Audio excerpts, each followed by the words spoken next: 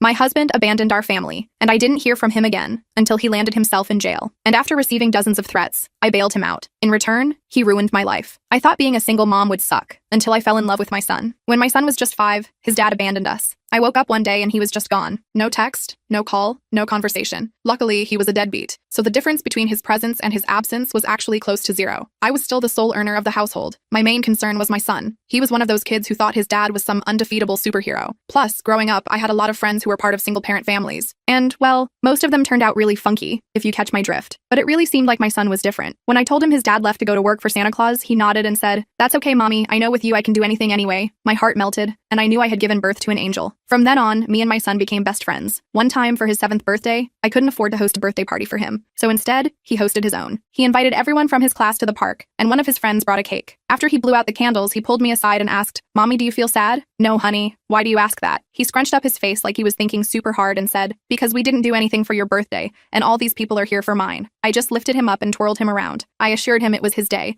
and he deserved to be celebrated without worrying about me. He just shrugged his shoulders and ran back to his friends, and he should have been enough for me, but he wasn't. One night at 3 a.m., I found myself clutching his dad's, my ex-husband's, old hoodie, and I thought about how it felt to have someone's arms around me at night, to know someone has your back, no matter what, to have someone to lean on. Usually I try to stifle the tears and blink them away, but since it was dark and I was alone, I thought it was safe to let myself cry. So I cried. A lot. I could feel my face throbbing from how hard the tears were coming out, and apparently, I woke up my son. Except I didn't realize it until he came in and asked if everything was okay. I immediately plastered on a huge smile and told him I had just finished watching The Lion King and was thinking about Mufasa's death. I assumed he had bought it, because he immediately nodded and trotted back to bed. But the next morning, I woke up to the smell of burnt toast. I went downstairs and saw my son had tried to make me breakfast. My plate was loaded with strawberries, charcoal black toast, and some raw spaghetti noodles, his favorite snack. He told me there was no reason to be sad, because he loved me. I hugged him until he couldn't breathe. I knew he was the love of my life, my beautiful son. And as I sat down eating the charcoal toast with a smile, I got the text. It was a photo from an unknown number. The text was a link from the county sheriff's website. His dad had been arrested. I wasn't even surprised. I knew it was probably for substances. But when I read the charge, my eyes literally popped out of my head. Authorities had found content on his computer, and whoever was texting me wanted me to pay bail. I stared at my phone for what felt like hours, but was probably only a few minutes. Jamie was chattering away about his plans for the day, completely oblivious to the bomb that had just exploded in my world. The text was from an unknown number, but it had to be someone who knew Mark and me. I couldn't wrap my head around what I was reading. My stomach churned and I nearly vomited right there at the kitchen table. My first instinct was to block the number and pretend I never saw it. Mark was out of our lives, and he deserved to rot in jail for what he'd done. I deleted the text and tried to focus on Jamie, who was now explaining the intricate rules of a game he'd invented. Jamie had always been creative like that. He could literally turn a pile of rocks and some sticks into an entire imaginary world, with complicated social structures and everything. His teacher even mentioned it during our last parent-teacher conference, saying he had an extraordinary imagination. An hour later, another text came through. "This is Richard, Mark's friend. He needs $15,000 for bail. He said you'd help." I nearly laughed out loud. $15,000? I could barely afford our rent. The audacity of these people. Like, seriously, I was eating ramen 3 nights a week and buying Jamie's clothes from thrift stores just to make ends meet. There were nights I'd skip dinner altogether just so Jamie could have seconds if he wanted them. Not that I ever let him know that. I'd just say I wasn't hungry or had a big lunch. And even if I had the money, why would I spend it on the man who abandoned his family and had now been arrested for something so horrific? I blocked that number too, and took Jamie to the park, determined to push the whole thing out of my mind. The weather was perfect, and watching Jamie race around with other kids almost made me forget about the morning's disturbing messages. Almost. He had this way of completely throwing himself into whatever he was doing. Full throttle, no reservations. That day he spent almost an hour just collecting different colored leaves, categorizing them by shape and size. It was adorable and exactly what I needed to distract me. When we got home, there was a note taped to our door. My hands shook as I pulled it off and read it. "We need to talk about Mark. Call me, Richard." And there was a phone number. I crumpled it up and threw it in the trash as soon as we got inside. I didn't know any Richard, and I certainly wasn't going to help Mark. That night, after Jamie was asleep, I Googled Mark's charges. The local news had a small article about it. It was real. My ex-husband, the father of my child,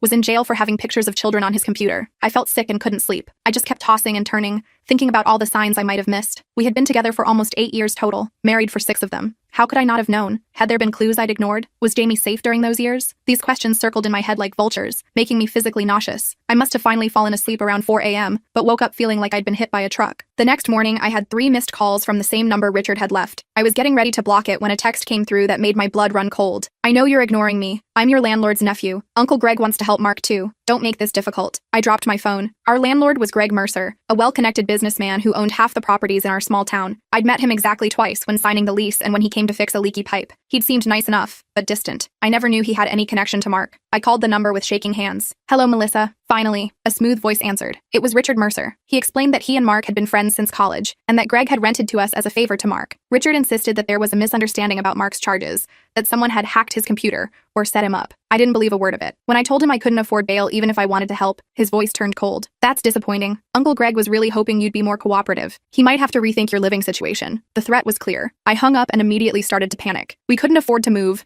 and finding another affordable place in town would be nearly impossible with Greg Mercer controlling so much of the rental market. Our apartment wasn't fancy by any means. The carpet was at least 10 years old, the appliances were outdated, and the bathroom sink had this weird gurgling sound whenever you used it, but it was ours. Jamie's school was just 3 blocks away, and my job was a 15-minute bus ride. We had built a life here, created routines and memories in this space. I called in sick to my job at the dental office and spent the day researching tenant rights while Jamie was at school. I found myself going down internet rabbit holes about eviction laws and tenant protections, printing out pages from legal aid websites and highlighting sections that might help us. My coworker Tina texted to check if I was okay, and I lied and said I had a stomach bug. Tina and I weren't super close or anything, but she was always nice to me and often covered my shifts when Jamie had school events. She was one of those women who seemed to have everything together: perfect hair, coordinated outfits, a husband who brought her lunch sometimes. I always felt a little shabby next to her, but she never made me feel bad about it. The next day, Richard was waiting outside my workplace when I finished my shift. He was leaning against a shiny black car, looking like he owned the world. I tried to walk past him, but he stepped in front of me. "Uncle Greg's willing to front the bail money," he said smoothly. "You can pay him back monthly." I shook my head and tried to step around him. "Mark is not my problem anymore." Richard's smile didn't reach his eyes. "He's Jamie's father, and Uncle Greg is your landlord. I'd say that makes Mark very much your problem." I walked away without answering, my heart pounding. My hands were shaking so badly I could barely get my key into my car door. I sat in the driver's seat for a good 5 minutes just trying to calm down enough to drive. A million thoughts ran through my head, from packing up and leaving town in the middle of the night to calling the police about Richard's harassment. But I had nowhere to go, no family nearby to help, and barely enough savings to cover next month's rent, let alone fund a big move. That evening, Greg Mercer himself called me. His voice was friendly but firm as he explained that he considered Mark like family and wanted to help him through this unfortunate misunderstanding. When I remained non-committal, his tone changed. "Your lease is coming up for renewal soon, isn't it? Rents are going up all over town. It's a shame, with a young boy to raise." I was shaking by the time I hung up. I felt trapped in a nightmare that kept getting worse. That night, I sat at our tiny kitchen table after Jamie was asleep, trying to figure out our options. I even looked up homeless shelters in neighboring counties just in case. The thought of Jamie having to live in a shelter broke me, and I ended up crying silently into a dish towel so he wouldn't hear me. A week went by with daily texts from Richard and occasional friendly check-ins from Greg. I was a nervous wreck. I started losing weight because I could barely eat, and dark circles formed under my eyes from lack of sleep. I was constantly jumping at small noises and checking over my shoulder. I started taking different routes home from work, paranoid that Richard might be following me. Jamie noticed something was wrong. He's always been perceptive like that, and kept asking if I was sick. I told him I was just tired from work, but I could tell he didn't quite believe me. Then Jamie came home from school one day and asked me when Daddy was coming back from working for Santa. My heart broke all over again. "Why are you asking about Daddy, sweetie?" Jamie shrugged. "Tyler at school said his mom saw Daddy's picture in the newspaper, so he can't be at the North Pole." I had no idea how to respond. I mumbled something about Tyler being confused and quickly changed the subject, but Jamie kept bringing up Mark over the next few days. It was like suddenly, after 2 years, he was really missing his father. Kids at school can be so cruel without even realizing it. I wondered what exactly Tyler had said, and if the other kids were teasing Jamie about it. It would be just like Jamie to internalize that and not tell me because he wouldn't want me to worry. The pressure kept building. Richard showed up at our apartment unannounced one evening, acting overly friendly with Jamie, bringing him a toy car that he couldn't take his eyes off. It was a detailed model of a vintage Mustang, the kind of thing Mark used to talk about buying someday. Jamie was instantly obsessed with it, making vroom vroom noises and racing it across the coffee table. While Jamie played,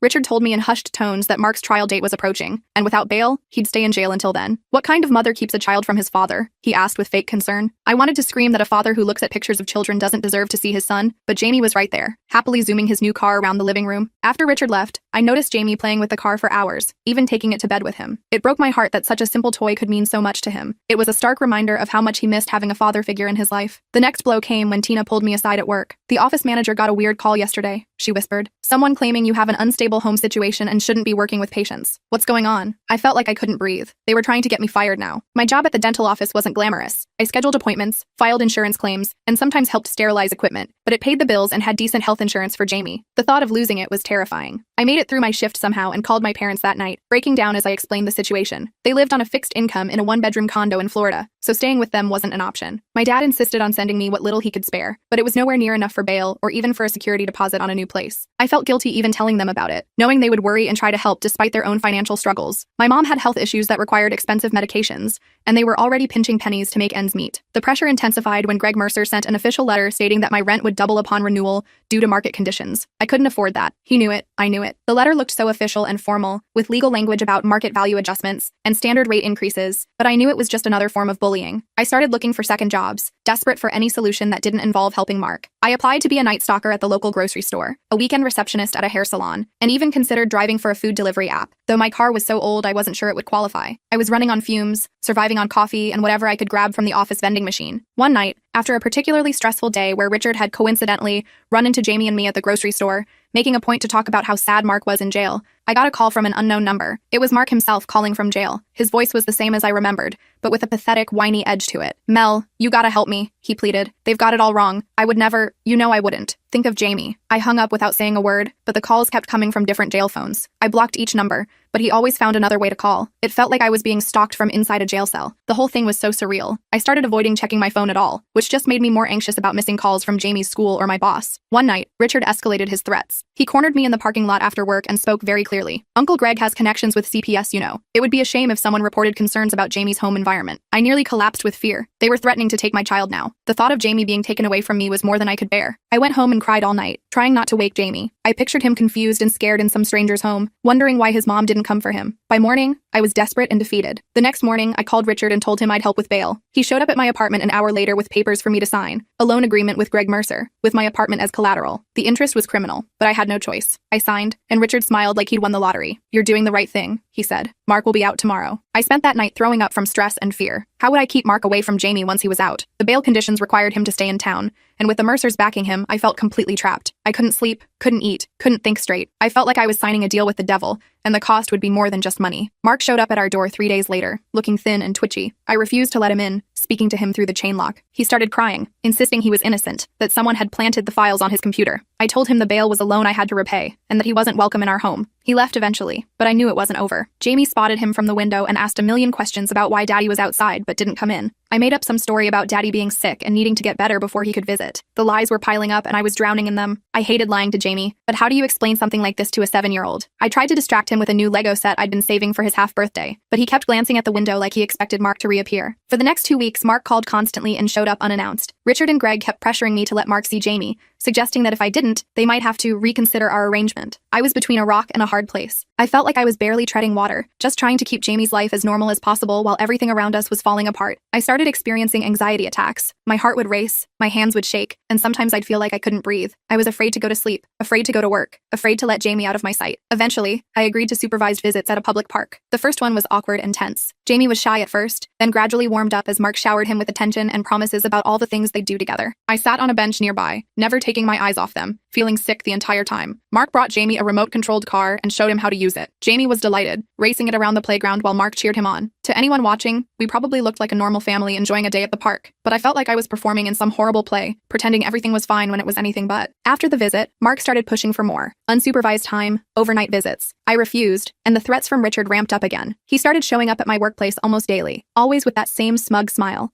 Always with a new threat or demand. My boss started giving me concerned looks, clearly wondering about this man who kept asking for me but never made an appointment. I was afraid I'd lose my job, afraid I'd lose my apartment, afraid I'd lose Jamie. One evening, I came home from work to find Jamie playing happily with Mark in our living room. My neighbor, Mrs. Chen, who sometimes watched Jamie after school, explained that Mark had shown up claiming I'd asked him to pick Jamie up. I was furious and terrified. Mrs. Chen was apologetic, explaining that Jamie had seemed so happy to see his father that she assumed it was arranged. She didn't know the whole story. How could she? I'd been too ashamed and scared to tell anyone what was really going on. I waited until Jamie was in bed, then confronted Mark, who had refused to leave. "You can't just come into my home without permission," I hissed. Mark's face changed, the mask of the doting father slipping to reveal something cold and calculating. "It's not just your home," he said. "Richard told me about your arrangement with Greg. You're on thin ice, Mel. One word from me, and you're both out on the street." That night, I couldn't sleep. I kept checking that the doors and windows were locked, afraid of what Mark might do. I even pushed the couch in front of the door, an old habit from when Mark used to come home drunk and angry in the early days of our marriage, before Jamie was born. Those memories came flooding back, the walking on eggshells, the unpredictable mood swings, the way he could go from charming to menacing in an instant. I'd worked so hard to forget that version of Mark, to only remember the decent moments for Jamie's sake. But now I was forced to confront the truth. Mark had always been dangerous. The next day, I called a domestic violence hotline and explained my situation. They suggested applying for an emergency restraining order based on Mark's threats and unauthorized entry. I took a day off work and went to the courthouse with all the threatening texts from Richard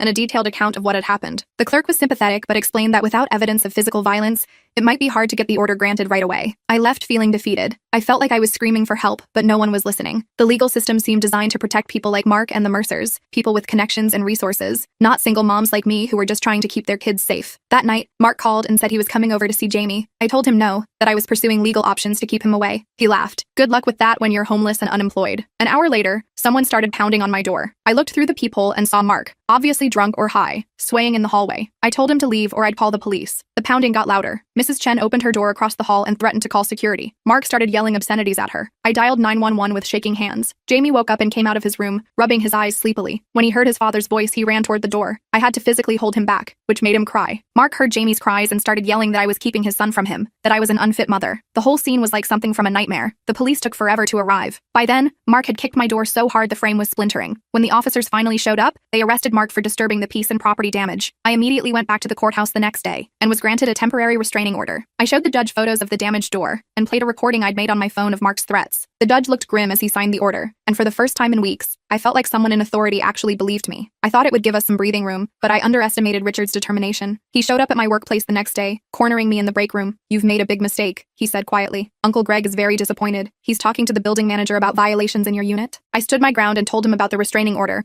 warning that if he kept harassing me, I'd report him too. He just smiled. Restraining orders are just pieces of paper. They don't stop anything. That night, someone slashed my car tires. The next day, my boss called me into his office to discuss concerns about my performance that had never been mentioned before. Jamie came home from school upset because a man had approached him at recess, telling him his mom was keeping his daddy away because she was a bad person. It was Richard. I called the police, but they said without evidence there wasn't much they could do. I was at my breaking point. I started sleeping with a baseball bat next to my bed and jumped at every sound. Jamie began having nightmares and wetting the bed, something he hadn't done since he was 4. I felt like I was failing him, like I couldn't protect him from all this ugliness. I began to wonder if we should just leave everything behind and disappear. My coworker Tina noticed how ragged I looked and insisted on buying me lunch. Over sandwiches, I finally broke down and told her everything. To my surprise, her eyes hardened with recognition when I mentioned Richard's name. "That sleazeball hit on every woman at my old firm," she said. "He got fired after a secretary filed a harassment claim." For the first time, I felt a tiny flicker of hope. Someone else knew Richard was bad news. Tina was indignant on my behalf, her usually perfect composure breaking as she cursed under her breath about entitled jerks who think they can get away with anything. She took my hand across the table and promised she would help however she could. Tina introduced me to her brother Sam, a paralegal at a local law firm. He listened to my story and offered to talk to one of the attorneys about taking my case pro bono. Within days, I had legal help. My lawyer, Grace Wilson, was a no-nonsense woman who specialized in domestic abuse cases. She immediately sent cease and desist letters to both Richard and Greg Mercer. She also helped me document every interaction, threat, and incident. The temporary restraining order against Mark was extended, and we filed a harassment complaint against Richard. Greg Mercer suddenly became scarce, communicating only through a property management company. I began to think we might actually get through this. Then one night, I woke to the sound of breaking glass. Someone was in our apartment. I grabbed the baseball bat and Jamie,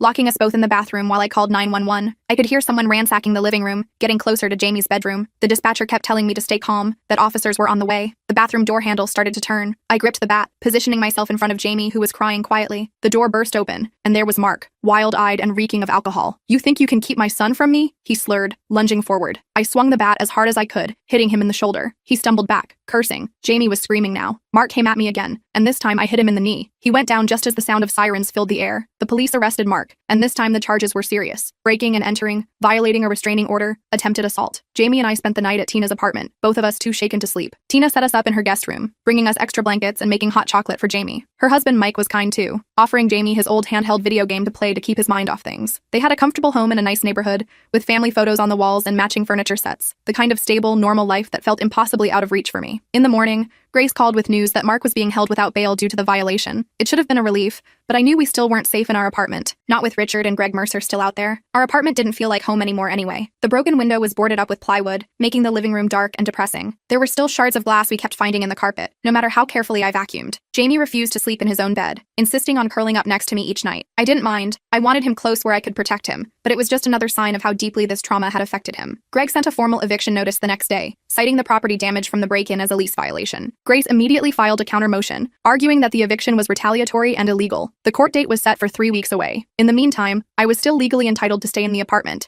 but it no longer felt like home. Every noise made me jump, and Jamie was having nightmares. Sometimes he'd wake up sobbing, convinced that the bad man was coming back. I'd hold him and rock him back to sleep, promising him that I wouldn't let anyone hurt him. But privately, I wasn't sure I could keep that promise. The final straw came when Jamie found a dead rat on our doorstep with a note that said, "Rats deserve what they get." I called Grace in a panic, and she helped us move to a women's shelter that same day. It wasn't ideal, but it was secure, and had counselors on staff who could talk to Jamie. The shelter was in a converted old school building across town. We shared a room with another mother and her daughter, with just curtains separating our beds. There was a communal kitchen where residents took turns cooking, and a small playroom for the kids. It was clean but sparse, with strict rules about visitors and curfews. But for the first time in weeks, I slept through the night, knowing there was security at the door and that Richard and Mark couldn't get to us. Mark's case was moving through the system, with a preliminary hearing set for the following month. Grace kept me updated on the legal proceedings, explaining everything in terms I could understand. She was also fighting the eviction and had filed a complaint against Greg Mercer with the Housing Authority. I was starting to feel like maybe, just maybe, we might get through this. One evening at the shelter, I received a call from an unfamiliar number. It was a man named Charles, who identified himself as a former cellmate of Mark's. He spoke quickly, saying he had information I needed to hear in person. Against my better judgment, but with the shelter security guard present, I agreed to meet him at a coffee shop near the courthouse. I was terrified it might be another trick from Richard or Mark, but something in Charles's voice sounded genuine. I arranged for Jamie to stay in the shelter's after-school program while I went to the meeting, my heart pounding the entire time. Charles turned out to be a middle-aged man with tired eyes and prison tattoos. He explained that he'd been released yesterday after serving time for check fraud. What he told me next made my skin crawl. Mark had been openly bragging in jail about how he was going to get custody of Jamie once he was out, and how his rich friends would make sure of it. Even worse, Mark had talked about his collection,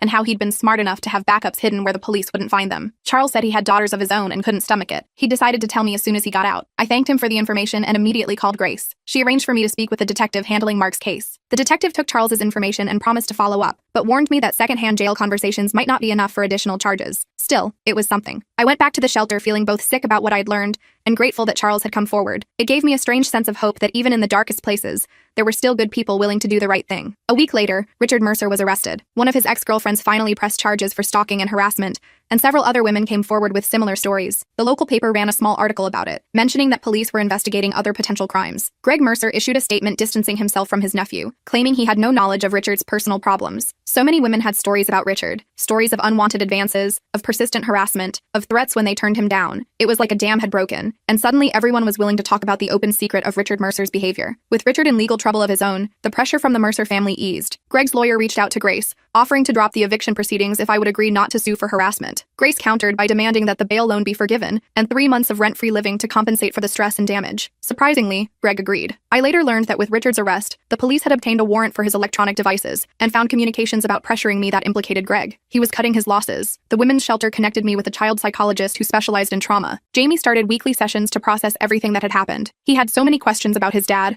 and I struggled to find age-appropriate ways to explain why Mark couldn't be in our lives. The psychologist was a godsend, helping both of us navigate these impossible conversations. She gave me phrases to use when Jamie asked the hard questions, and worked with him through play therapy to express his fears and confusion. Slowly, things began to improve. I returned to work full-time, and my boss, now aware of what I'd been dealing with, was surprisingly supportive. The restraining order against Mark was made permanent, and his trial date was set. Grace believed the prosecution had a strong case, especially after the police, acting on Charles's information, found additional evidence hidden at a storage unit rented under Mark's name. I was still living in fear, but it had receded from a constant state of panic to a dull background anxiety. Jamie was starting to smile more, to play with other kids at the shelter, to sleep through the night occasionally. We were surviving, one day at a time. One day, about 2 months after the break-in, I received a letter from jail. It wasn't from Mark, but from a man named Bruno, another inmate. The letter explained that Mark had been bragging about getting revenge on me once he was out, describing graphic threats that made me physically ill. Bruno wrote that he had a sister who'd been in a similar situation, and he couldn't stand by while Mark planned to hurt another woman and child. He ended the letter by saying I shouldn't worry about Mark anymore. I showed the letter to Grace, who immediately contacted the jail. We learned that Mark had been found unconscious in the shower room the previous day with severe injuries. He survived but would remain hospitalized under guard for some time. The official investigation ruled it a prisoner dispute, with no clear culprit identified. I felt a complex mix of relief, guilt, and lingering fear. I knew violence wasn't the answer, but I couldn't deny the weight that lifted from my shoulders knowing Mark would be incapacitated for the foreseeable future. It gave us breathing room, time to strengthen the legal protections around Jamie and me, without the immediate threat of Mark's release hanging over our heads. Grace helped me file for sole custody of Jamie, using Mark's arrest, the restraining order, and his documented threats as evidence. The judge granted it without hesitation. With Richard facing multiple charges and Mark hospitalized before his own trial, the immediate danger seemed to have passed. I was finally able to sleep through the night again. I started thinking about the future again, making plans beyond just surviving the next day or week. I enrolled Jamie in a new school closer to the shelter,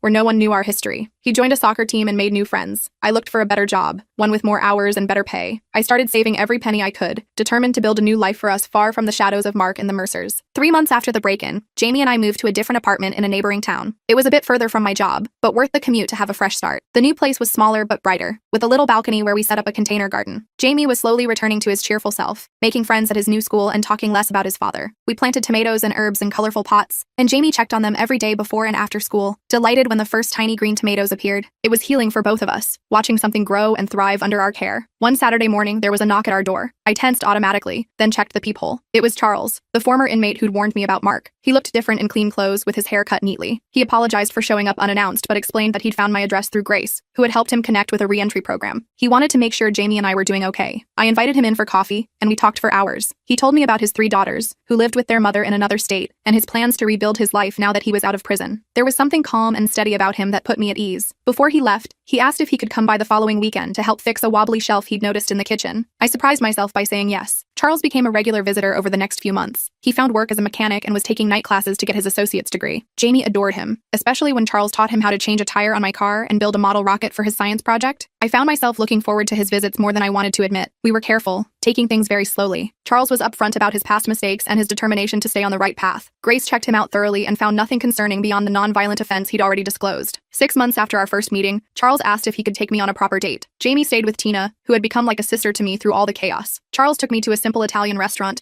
where we talked for hours about books, dreams, and second chances. It was the first time I'd truly relaxed in years. In court, Mark ultimately took a plea deal to avoid a full trial. He received a significant sentence that meant Jamie would be grown before he had any possibility of release. Richard Mercer was convicted on multiple harassment charges and sentenced to probation and community service. Greg Mercer sold most of his properties and moved to Arizona following a tax audit that I suspect was triggered by the investigation into his business practices. Charles officially asked me to be his girlfriend on Jamie's 8th birthday, after helping me throw the biggest party I could afford at the local park. Unlike Mark, he never tried to be Jamie's father, just a supportive, caring adult in his life. He respected my parenting decisions and our need for healing. 6 months later, he proposed, not with an expensive ring, but with a simple band and a promise to always be honest, supportive, and kind. We married in a small ceremony with Jamie as our best man. Charles adopted Jamie legally after we'd been married for a year, though we made sure Jamie knew about his biological father in age-appropriate ways, with the help of his therapist. Today, Jamie is 11 and thriving. He plays soccer, builds elaborate Lego creations, and wants to be a veterinarian. Charles works as a master mechanic and takes online business classes, hoping to open his own shop someday. I still work at the dental office, but I've been promoted to office manager. We bought a small house last year, with a yard for Jamie and our rescue dog, Nala. Sometimes I still wake up at night, startled by a noise or a bad dream. But now, instead of clutching a baseball bat in fear, I feel Charles's steady presence beside me, and I know we're safe. The journey from that terrifying text message to today wasn't easy or straightforward. There were court dates and setbacks, nights of fear, and days of uncertainty. But we made it through. I learned that family isn't always who you're born to, but who stands by you when the world feels like it's falling apart. And I learned that sometimes, love comes in unexpected packages, at unexpected times, like a reformed ex-con with kind eyes who just wanted to make sure a scared single mom and her son were okay. Life isn't perfect. We have bills and arguments and everyday struggles like any family, but we face them together, with honesty and without fear. And that makes all the difference in the world. Jamie still occasionally asks questions about Mark, especially as he gets older and understands more. We answer truthfully but carefully, with his therapist's guidance. Charles never pretends that Jamie's biological father didn't exist, but he shows Jamie every day what a real father should be. Last week, Jamie called Charles dad for the first time without prompting. The look on Charles's face was worth every moment of the difficult journey we took to get here. Sometimes I think about that text message that started it all, the one that sent my world spiraling into chaos. If I could go back, would I change how I responded? I don't think so. As terrible as that time was, it led us here, to safety, to Charles, to a real family built on trust and love, rather than fear and obligation. And that's worth everything.